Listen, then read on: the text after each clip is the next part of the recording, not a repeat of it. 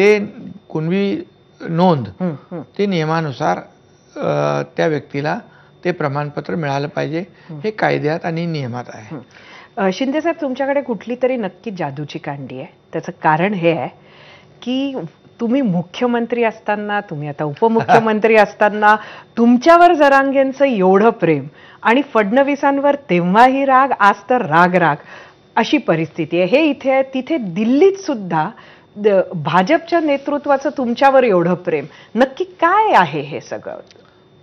बघा, खरं म्हणजे मी सगळं जे काही मुख्यमंत्री जरी होतो तरी सुद्धा मी जे काही निर्णय घेतले, आम्ही एक टीम म्हणून घेतले. देवेंद्रजी, अगोदर आम्ही दोघंच होतो, नंतर अजितदादा आले, आणि जे निर्णय आम्ही घेतले हे जनहिताचे, लोकाभिमुख निर्णय घेतले.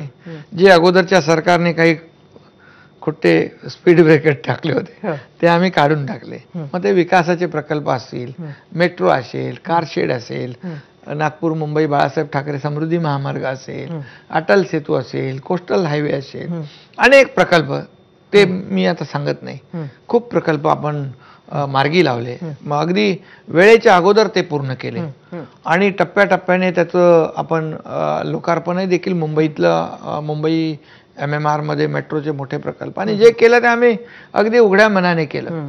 कुठे काही म्हणजे हे ठेवलं नाही, त्याच्यामध्ये आडपडदा ठेवला नाही. आणि मी मुख्यमंत्री जरी होतो तरी कार्यकर्ता म्हणून मी काम करत होतो. आणि माझे ठीक आहे, आता मनोज जरांगे पाटील जे आंदोलनकर्ते आहेत, त्यांनी समाजासाठी आंदोलन केलं, यापूर्वीही केलंय, आताही केलं आंदोलन. फक्त एवढंच आहे की मुख्यमंत्री हे संविधानिक पद आहे आणि मुख्यमंत्री हे राज्याचे प्रमुख असतात. आणि कुठलं कोणी असू द्या, आपली संस्कृती आहे महाराष्ट्राची, आपली एक परंपरा आहे, सभ्यता आहे, त्याचं पालन सगळ्यांनी केलं पाहिजे.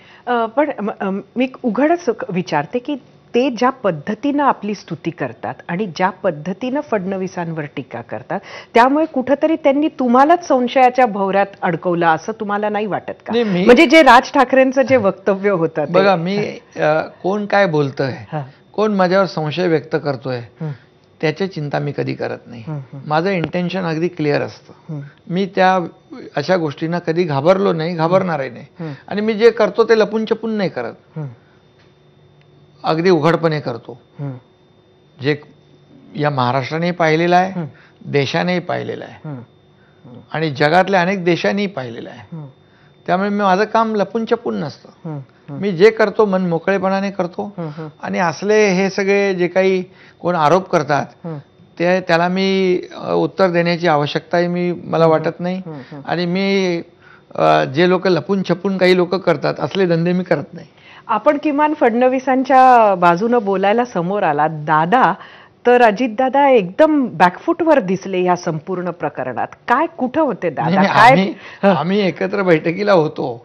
या संपूर्ण प्रकरणावर, या आंदोलनाच्या पार्श्वभूमीवर आम्ही एकत्र निर्णय घेतला. मी होतो, मुख्यमंत्री होते, अजितदादा होते, त्यावेळेस आमचे मंत्रिमंडळ उपसमितीचे त्यांच्याबरोबर देखील विखे पाटील आणि त्यांची टीम, त्यांच्याशी चर्चा झाली. हे सगळे बारकावे देखील पाहिले.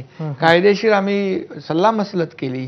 ॲडव्होकेट जनरल असतील, यातले तज्ज्ञ असतील, हे सगळं जे काही GR काढताना हे सगळ्यांनी मिळून आम्ही विचार विनिमय करूनच निर्णय घेतलेला आहे. कारण शेवटी आम्ही जो निर्णय घेऊ तो टिकलाही पाहिजे. सरकार म्हणून आमची जबाबदारी आहे. कुणाची फसवणूकही होता कामा नये आणि कुणाचं नुकसानही होता कामा नये. ह्या सगळ्या बॅलन्स गोष्टी करूनच आम्हाला, त्यामुळे आम्ही बाहेर काय कोण म्हणतंय, काय चाललंय, कुठे काय चाललंय, कोण कुठे होतं, कोण मागे होतं, कोण पुढे होतं, याच्यावर काही नाही. आम्ही टीम म्हणून काम करतोय. एक तुमचं मित्र जो आम्हाला अनेक वर्षांपासून वाटत होते ते म्हणजे